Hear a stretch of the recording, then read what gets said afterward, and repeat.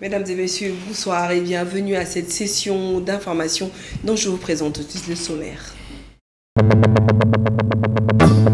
Butembo Lubero, la population a manifesté ce lundi contre l'avancée des M23 de la localité de Moussiene-Siene jusqu'au territoire de Lubero sous une pluie diluvienne, exprimant leur ras-le-bol.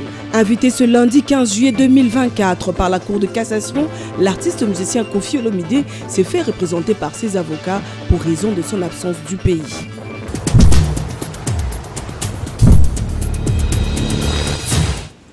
Merci de nous avoir choisis pour vous informer sur ce plateau. Je reçois mon collègue Dieu merci Kanda. Avec lui, nous allons parler de ce feu en fait, qui s'allume au sein du parti au pouvoir. Bonsoir Dieu merci. Bonsoir Patricia. Je te reviens juste après. Très bien.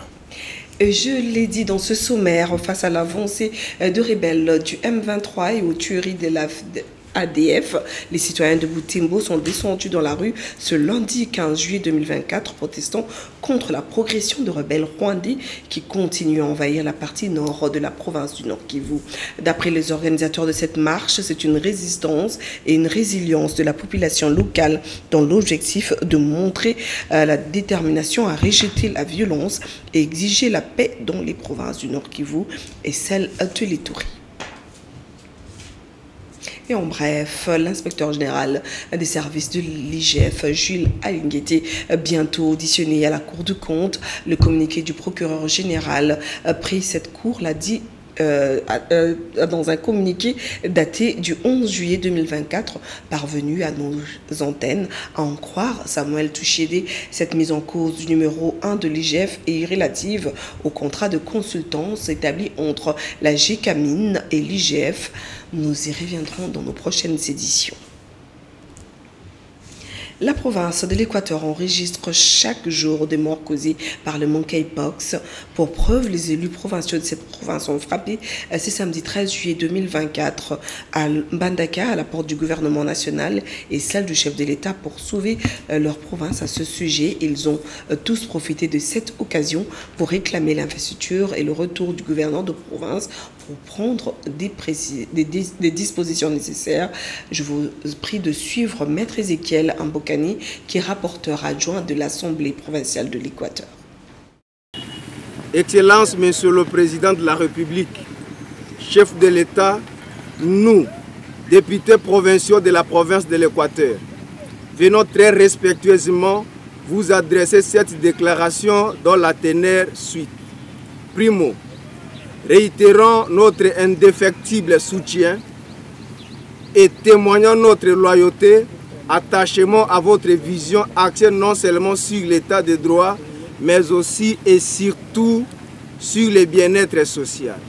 Secondo, prions votre Excellence d'investir conformément à la Constitution notre gouverneur élu à la majorité écrasante en date du 24-2024, car la province de l'Équateur est actuellement secouée par la maladie virale de monkeypox, à laquelle, pour son éradication, nécessite un leadership responsable à la tête de la province pour poser des actes de disposition catassés. Tertio, sollicitons l'implication personnelle du chef de l'État en tant que père de la nation et celle du gouvernement de la République pour mettre fin à l'épidémie de monkeypox qui tue jour pour jour les Équatoriens. Quarto, renouvelons notre vœu de voir votre Excellence octroyer la présidence du Sénat à l'espace géolinguistique Ngala.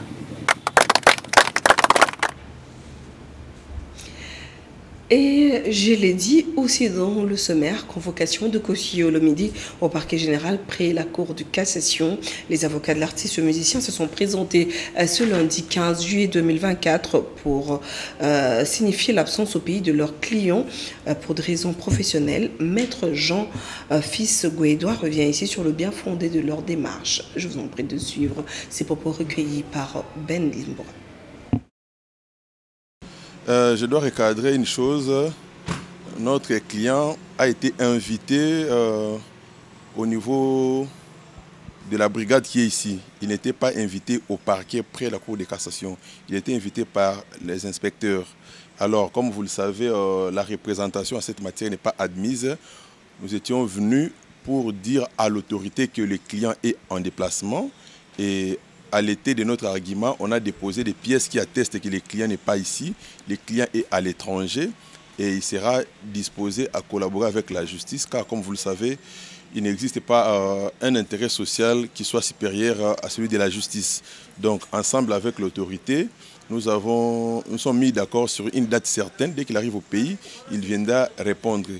Comme vous le savez, il s'agissait d'une invitation. Il n'y a pas une action pénale contre les clients.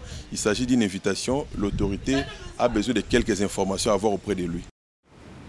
Et vous êtes sans savoir que depuis un temps, le torchon brûle au sein de l'UDPS. Et pour ce, je reçois sur ce plateau, comme je vous l'ai dit tout à l'heure, je reçois mon collègue Dieu merci Kanda, avec qui nous allons parler un tout petit peu de cette crise. Alors, dites-nous, qu'est-ce qui ne va pas au sein du parti au pouvoir? Merci pour la question. Alors, je vais vous répondre en partant d'un axiome d'Alexandre Muchelli qui dit « Là où la communication cesse, les conflits prolifèrent ». Alors, partant de cet axiome, vous allez tout de suite comprendre que entre le secrétaire général Augustin Kabouya et ses auxiliaires, en tout cas ses proches, et une partie de cadres, de hauts cadres du même parti, il n'y a plus eu communication depuis un temps. Et ce que vous voyez là sortir au grand jour, ce n'est que les conséquences de ce manque de communication. Alors, peut-être vous me demanderez, mais que lui reproche-t-on? Exactement. Alors, on est en train de reprocher au secrétaire général un certain nombre de choses que vous pouvez appeler grief ou quoi.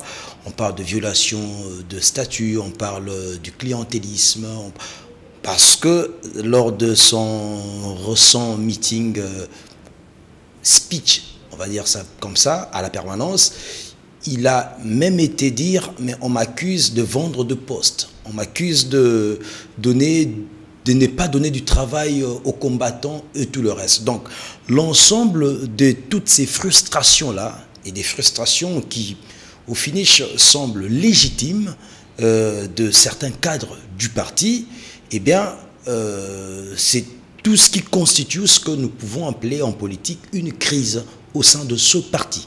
Ok, mais dites-moi, qu'est-ce qu'on peut bien faire pour amener un climat de convivialité au sein du parti? Alors, c'est que tout de suite, selon moi, je crois que pour ramener ce climat de confiance, de convivialité satisfaisant entre les différents organes, entre les membres, en tout cas tous ceux qui constituent ce grand parti, je crois que c'est la question de l'intérêt général. Il faut voir que, il faut comprendre que l'UDPS étant un grand parti qui a beaucoup de membres, il est des besoins, il est des attentes qui ont toujours été exprimées à la hiérarchie. Et quand je parle de la hiérarchie ici, je vois directement le secrétaire général. En tout cas, il doit se rabaisser, il doit s'humilier, il doit en tout cas baisser d'un cran ce qu'on lui reproche de son air suffisant comme pour dire que les autres ne sont rien, c'est Puisqu'on lui moi qui suis là. reproche déjà de beaucoup de griefs, pensez-vous qu'il a encore un avenir en tant que secrétaire général de ce parti? Bon, déjà, il n'a pas un avenir, mais laissez-moi répondre en un mot. Il doit se rabaisser, comme je le disais, appeler tout le monde sur la table et parler, en tout cas, à bâton rompu. Alors, parle d'un avenir du secrétaire général Augustin Kabouya. Connaissant l'UDPS, je peux vous rassurer, avec tous les autres secrétaires généraux, les Mavungu, les Jacquemin Chabani, les Kabound et autres, ça a toujours commencé comme ça et ils finissent toujours par partir. En tout cas, je ne suis pas un prophète de malheur. Mais je vous dis ce que j'ai toujours vécu avec ce parti parce que j'en suis assez proche, vous le savez. Je peux vous rassurer que M. Augustin Kabouya est sur une chaise très, très éjectable. Et il aura du mal à résister avec toutes les pressions qu'il y a. Et lui aussi, au lieu peut-être de tempérer ses ardeurs, vous le voyez faire plusieurs sorties. Et je vous informe, chère Patricia, le dimanche, l'un des organes décisionnels de ce parti, parce qu'il y a au sein de l'UDPS ce qu'on appelle, conformément à l'article 19, alinéa 2 et 41, ce qu'on appelle les triumvirats. Les triumvirats, c'est constitué de la CDP, Convention démocratique du parti, il y a le secrétariat général et il y a la CEP. Donc, ces trois organes-là. Mais pendant que nous parlons ici, les dimanches, la Convention démocratique s'était réunie et à l'issue de cette réunion, M. Kabouya est invité à la commission de discipline de la CDP pour y être entendu. Et croyez-moi, lorsque la CDP commence à vous inviter comme ça, mais pour vous répondre directement, moi je vois qu'on est en train de chercher à faire sortir monsieur le secrétaire général par la grande porte. Mais connaissant maintenant monsieur Kabouya, il va s'entêter. Peut-être qu'il n'ira même pas répondre à cette invitation-là. Et c'est là où ça va encore... voilà. Merci. Ben, juste avant, je veux juste poser une toute dernière question. C'est celle qui se fait entendre, au fait, dans la bouche du commun de l'immortel, ce qu'il est reproché au secrétaire général de tout bloquer actuellement au gouvernement, parce qu'on sent que depuis l'investiture, rien ne marche par rapport aux nouveaux membres du gouvernement, et tout est reproché au secrétaire général. Serait-ce une accusation de trop ou... Non, ce n'est pas une accusation de trop. Il vous souviendra, par un communiqué officiel signé par le secrétaire général, il avait, je pèse mes mots, défendu au ministre UDPS de constituer leur cabinet. Le temps que, en tout cas, le parti travaille, il y a ce qu'on appelle des cellules de gestion des ambitions. Il avait été fait appel dans certaines sections, cellules et autres, pour envoyer des noms. Ces noms-là devaient être envoyés auprès de ministres pour que ces derniers constituent leur cabinet. Il pourrait en être aussi le cas au niveau de la présidence de la République. Parce que, on voudrait en tout cas, parce que ça, il faut qu'on se le dise, c'est les derniers mandats de Félix Tshisekedi qui est l'autorité des références. Logiquement. L'autorité des références de l'UDPS. Donc, parce qu'il s'était plaint lors du premier quinquennat, comme quoi il ne s'était pas retrouvé. En tout cas, les fils maison veulent maintenant se retrouver dans les cabinets au niveau de la présidence, dans les ministères occupés par les UDPciens.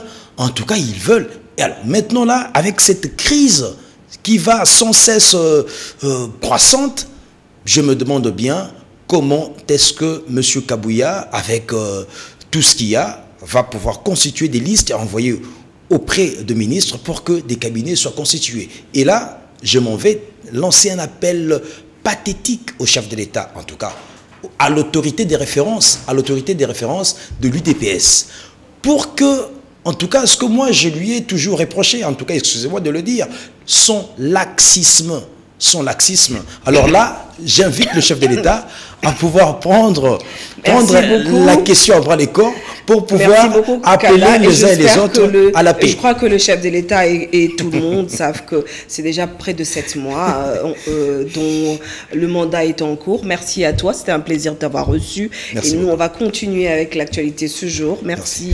D'être passé. Tout à l'heure, j'ai reçu donc, Dieu merci, Kanda, qui nous a expliqué en quelques mots la crise au fait au sein du parti au pouvoir. Merci à toi et des bonnes choses. Merci Patricia. Passons à autre chose dans ce journal. Quels sont les impacts sur le revenu des ménages à Djougou, vu la nouvelle maladie végétale qui dévaste les champs des agriculteurs? Quelles sont les conséquences de la maladie dite mosaïque africaine sur la production de manioc à Djougou? Tentative de réponse dans ce propos choisi par Richard Caponigwe. La mosaïque africaine du manioc. Cette maladie ravage vraiment les champs des producteurs. Cela ne suffit pas. Le plus grand problème que ces producteurs rencontrent est qu'ils ne sont pas informés sur cette maladie. Ça, c'est un grand problème. Ouais. Nous, au sein de notre association appelée Uneva Kentel, nous avons décidé d'apporter notre contribution pour aider les producteurs. Nous débrouillons avec nos propres moyens pour aider la communauté. Jusque-là, nous avons la capacité d'aider la communauté. Voilà. En vue de mettre fin au tribalisme dans le pays, de jeunes Mba ont lancé une campagne de sensibilisation par l'entremise de leur président pour dissuader les jeunes à cette pratique qui divise le Congolais. Le reportage est d'Isaac Kianda. Par l'unité nationale, afin de lutter contre le tribalisme, les jeunes de tous les grands espaces de la République démocratique du Congo se réunissent dans cette structure dénommée Jeunesse intercommunautaire du Congo, JIC en sigle. Suivez M. Henri Masumba Bwanatchoui. Jour inoubliable que la jeunesse congolaise, nous décidons de nous mettre ensemble. Le jeune de l'espace Grand Kasaï, Grand Katanga, Grand Kivu, Grand Équateur, Grand Bandundu, la Grande Orientale, Congo Central, Kinshasa avec les Teke Umbu, nous décidons de nous mettre ensemble. Aujourd'hui, nous acceptons de marcher dans l'unité afin de renforcer l'identité collective nationale pour promouvoir la diversité culturelle de la République démocratique du Congo. Cette jeunesse, aujourd'hui, elle refuse de rester au pied ou sous les bottes des différents prédateurs de la République. Bientôt, une activité qui va réunir la jeunesse de toute la République, de toutes les communautés de la République démocratique du Congo. Et cette activité, c'est pour bientôt. En ce jour, je tiens à annoncer une grande activité culturelle qui se tiendra incessamment sous le haut patronage du chef de l'État. Cette activité va réunir l'ensemble des leaders. Parlons société dans ce journal. L'avenue du 24 novembre est aujourd'hui méconnaissable dans son tronçon Montlar-Selembao. Cette route d'une importance capitale pour le trafic urbain entre Selembao et Bumbu est dans un état de délabrement avancé. Je vous prie de suivre ce reportage. L'état de la route de l'avenue de la Libération, ex-24 novembre, inquiète. Le soir, devant la prison centrale de Makala, différents véhicules s'arrêtent et doivent attendre longtemps pour que l'embouteillage créé soit décanté. À cet endroit, le délabrement est très avancé. Les eaux provenant des différentes directions y stagnent parfois et les véhicules sont contraints de passer tels quels alors que les motos prennent les côtés. Pour éviter de rester longtemps dans ces embouteillages, certains motards utilisent le passage pour piétons. À la tombée de la nuit, la situation s'empire et les décors ondulatoires fait confondre ces tronçons à un petit lac. Au petit matin, c'est compliqué. Les voitures, les motos et les passagers piétons sont tous pris dans l'embouteillage. Pas moyen de respirer. Ces délabrements qui s'enfoncent sous les regards impuissants des autorités de la ville de Kinshasa fait regretter les Kinois. La route bypass à hauteur du marché Matadi-Kibala fait face à une érosion. Les efforts des riverains s'étant avérés moindres, ils en appellent à l'intervention des autorités de l'État. Suivez. Une grande partie de l'étendue des terres de la commune de Mongafula est menacée de disparition. Cette partie de la ville de Kinshasa est confrontée à des attaques érosives, mettant en péril la vie des paisibles citoyens qui habitent encore actuellement malgré tout. Au quartier Matadi-Mayo village, toute l'avenue Mwela, qui jadis constituait une chaussée de liaison entre les principaux marchés du dit quartier et la chaussée de Kimwenza, n'a plus rien à afficher aujourd'hui, sinon que des délabrements érosifs, des déchirures du sol, ainsi que des habitations avoisinantes détruites. En pleine saison pluvieuse, des habitants de ces quartiers en appellent à l'intervention urgente des décideurs. Papa to leli mingi to vota ki même bango ba ba promettre biso la fois passée que ba obomisi la biso ba ça et côté ba eli susu to voter bango to respecter bango. Papa, nous souffrons lamentablement ici. Nous les avons votés, mais ils sont partis pour de bon. Certaines personnes ont déjà décidé de vider les lieux. Nous autres là ne sommes pas encore prêts à quitter avec nos enfants. Où irions-nous? Ici, nous sommes habitués à nous trouver facilement de quoi nourrir nos enfants. Que les autorités nous viennent au secours, qu'ils ne restent pas inhumains.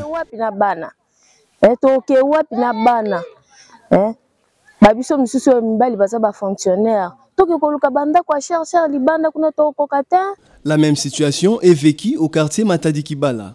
De ces côtés, plusieurs maisons ont été emportées depuis la pluie du 12 décembre 2022, celle qui a fait plusieurs victimes.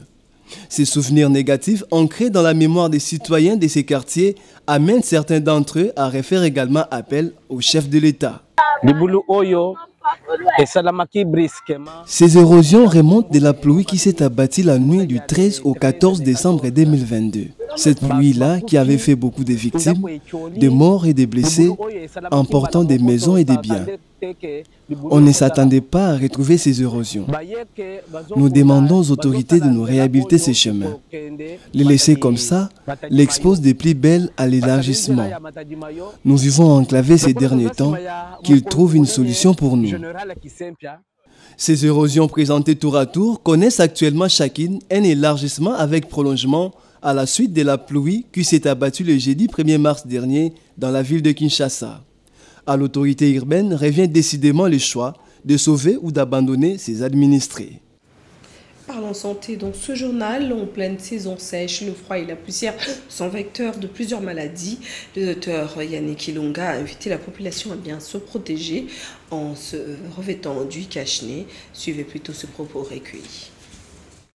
Le changement saisonnier est souvent responsable de plusieurs pathologies, notamment liées à la respiration, rhinopharyngée et digestive. Cependant, durant cette période transitoire ou de la saison sèche, le docteur Yannick Ilunga invite la population à bien se protéger de coups de froid, également au port de masque pour éviter certains microbes.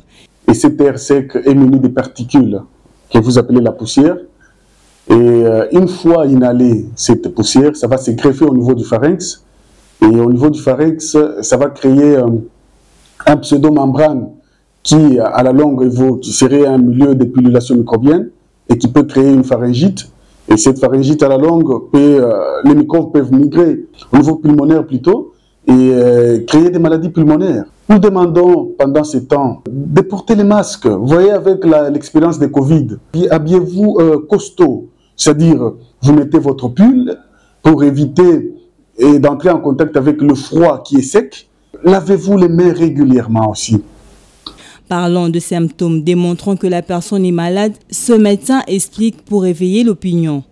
De la toux, et comme c'est une infection, il y aura aussi la fièvre qui va s'installer. Et en dehors de ça, le malade peut se plaindre des courbatures, il y a des éternuements, donc la personne peut éternuer. Le fruit frais étant aussi l'une des méthodes de traitement ou de prévention, le docteur Yannick Ilunga opte pour une pédagogie. Il est conseillé aussi de consommer régulièrement le fruit. C'est très très important, madame. Il y a plusieurs fruits et à des prix dérisoires. les fruits qui contiennent beaucoup plus de la vitamine C pour booster les systèmes immunitaires. Ainsi, durant cette saison sèche, la médecine recommande d'éviter le coup de froid, d'éviter les aliments et la boisson froid, rester dans le chaud et aussi prendre régulièrement de fruits, car ces derniers ont une grande concentration de la vitamine C, une vitamine qui a un rôle d'immuniser les anticorps.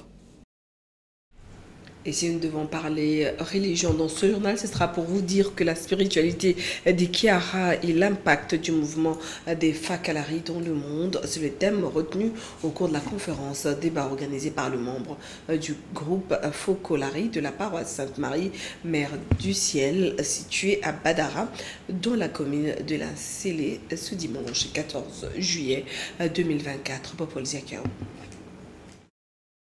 En ce 15e dimanche du temps ordinaire de l'année B, à la paroisse Sainte-Marie Porte du Ciel, au quartier Badara dans la commune de l'Ansélé, une célébration haute en couleurs a été marquée par la présentation de membres du nouveau groupe spirituel nommé Fokolari, qui a pour fondement l'unité et l'amour entre toute la communauté de l'Église. Après l'Eucharistie, il s'est tenu une conférence débat avec comme thème la spiritualité des Kiara et l'impact du mouvement Fokolari dans le monde. À la même occasion, les paroissiens ont suivi une vidéo qui revient sur l'histoire du mouvement Fokolari. Gaël Kamba, responsable du mouvement de la dite paroisse, revient ici sur l'objectif de ces mouvements. Notre charisme d'abord dans le mouvement, c'est l'unité. Après là, il y a ce que notre fondatrice nous parle bien, c'est de faire les premiers pas. Les premiers pas, c'est l'amour. Tu dois aimer en premier.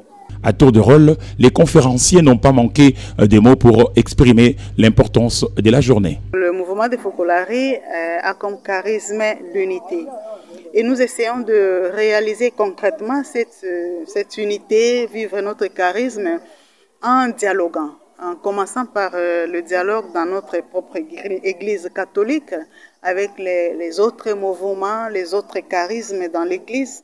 Nous essayons de porter notre charisme d'unité en fait pour que tout soit atteint. Ce que je sens à la fin de cette conférence, le désir de cultiver l'unité. Parce que c'est seulement quand on est en réseau, on est unis, même à travers les différents groupes sur une paroisse, qu'on peut faire les merveilles. Pour la petite histoire, le mouvement Fokolari est né le 7 décembre 1943 lorsque sa fondatrice Kiara Lubitsch s'est consacrée à Dieu. Elle rassembla autour d'elle une petite communauté de jeunes femmes désireuses de suivre son enseignement basé sur l'unité et l'amour.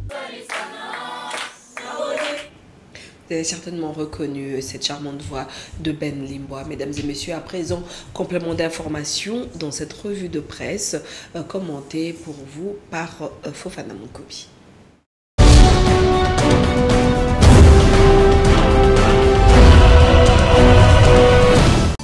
Messieurs, dames, bienvenue à la revue de presse de ce lundi 15 juillet 2024 qui s'ouvre avec le dossier politique. Et déjà, ça sent le roussi à l'IDPS. Parti cher à Etienne Tshisekedi, affirme le journal, ces tabloïds qui nous fait remarquer que les torchons brillent encore au sein du parti présidentiel. Accusé ouvertement de plusieurs griefs sur sa gestion, Augustin Kabouya, l'actuel secrétaire général, est poussé à la porte des sorties par certains cadres militants, conclut le journal. Justice dans cette revue de presse que des tripatouillages au Conseil d'État, écrit les phares.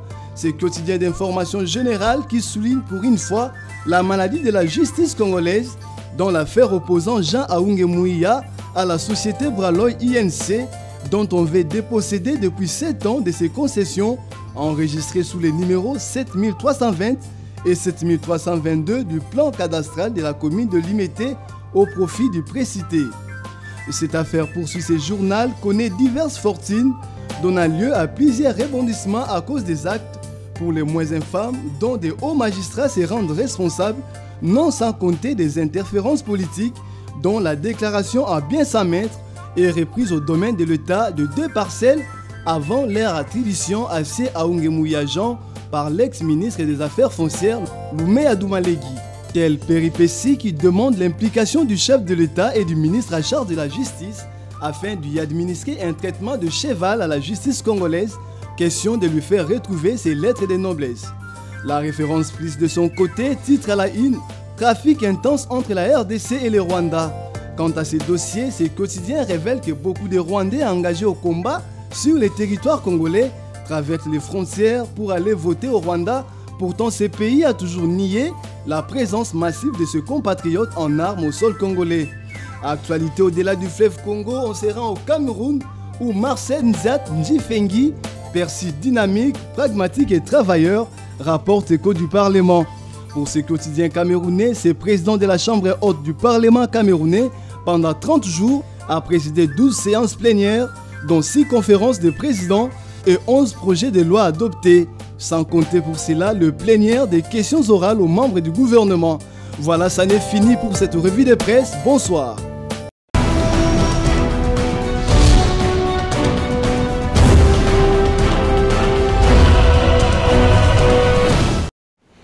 Et voilà, mesdames et messieurs, c'est par cette revue de presse que nous allons mettre un terme à cette session d'information. Mais avant de la clore complètement, le rappel de titre.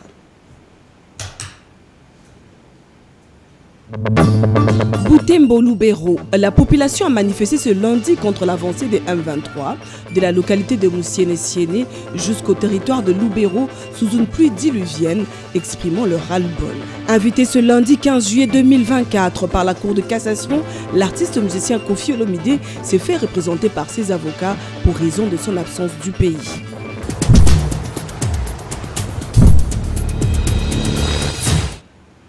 Fin de cette session d'information. Merci à tous ceux qui ont participé à sa réalisation. Je vous retrouve demain soir pour une autre session d'information. Entre-temps, bonne suite de programme sur votre chaîne.